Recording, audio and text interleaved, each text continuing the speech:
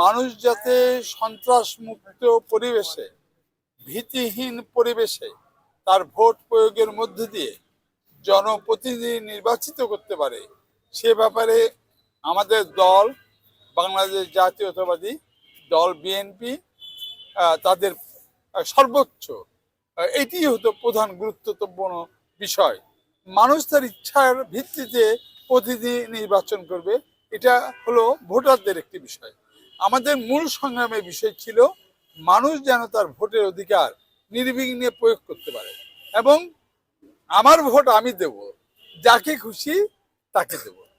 এটা ফিলোসফিক্যালি আমরা এটা বলতে চাই যে আমার ভোট আমি দেব, যাকে খুশি তাকে দেব। আমি ধানের শীষের প্রার্থী। মানুষ যদি মনে করে যে আমাকে দিয়ে এই জনপদ উপকৃত হবে, এই অঞ্চল উপকৃত হবে, নিশ্চয়ই মানুষ আমাকে ভোট দেবে। আমি কখনো বলবো না যে আমাকেই ভোট দিতে হবে।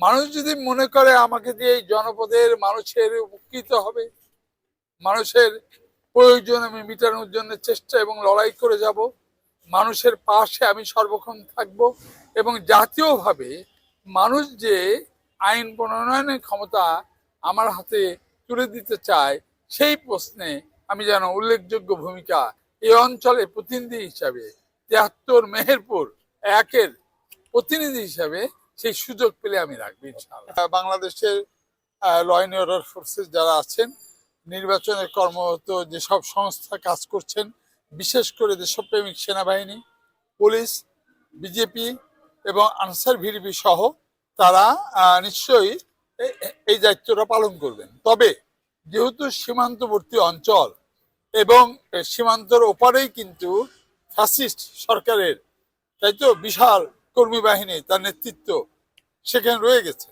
সেক্ষেত্রে যে কোনো দুর্ঘটনা ঘটার সম্ভাবনাকে আমরা উড়িয়ে দিই না। সেক্ষেত্রে আমরা স্থানীয় প্রশাসন এবং নির্বাচন কাজে নিযুক্ত সকল দায়িত্বশীলদের প্রতি আমাদের অনুরোধ থাকবে যে এই প্রশ্নের জিরো টলারেন্স।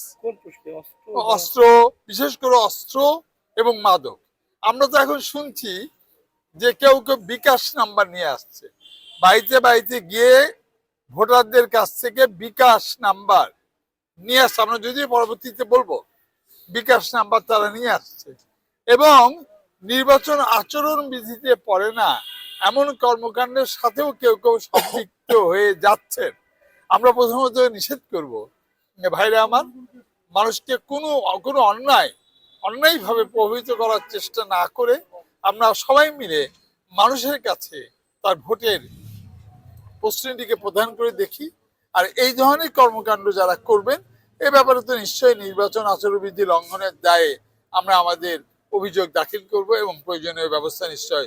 তবে একটা জিনিস মনে রাখতে হবে, নির্বাচন যত আগাবে নির্বাচন বিরোধী শক্তি অপকৌশল আনবে নির্বাচনকে বানচাল করার।